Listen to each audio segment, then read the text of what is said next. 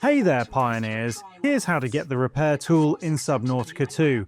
Sooner or later, you're going to get your tadpole, and chances are it'll take some damage from collisions, environmental hazards, or attacks from hostile creatures.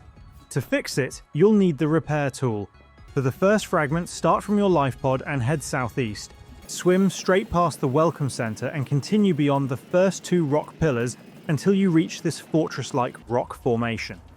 Approach the cave entrance marked by a man-made light and swim down into the hidden base below. Once inside, you'll immediately find a repair tool fragment resting on a table. Pull out your scanner and scan it. For the second fragment, return to your life pod and head northeast.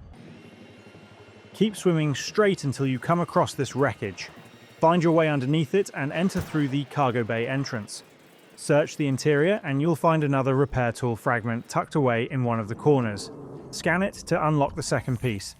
For the third and final fragment, head south from your life pod and continue past the Welcome Center area.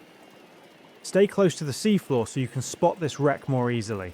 Swim around the wreckage and enter through the opening in the middle of the hull. Once inside, turn left and descend through the hole in the floor. Follow the passage and you'll eventually find the final repair tool fragment. Scan it to complete the blueprint.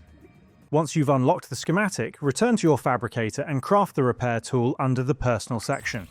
It requires one titanium ingot, one wiring kit, one basic battery, and one sulfur.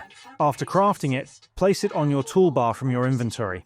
To repair your tadpole, equip the tool, approach the vehicle, aim at the damaged section, and hold down the repair button until the durability reaches 100%. And that's all of it.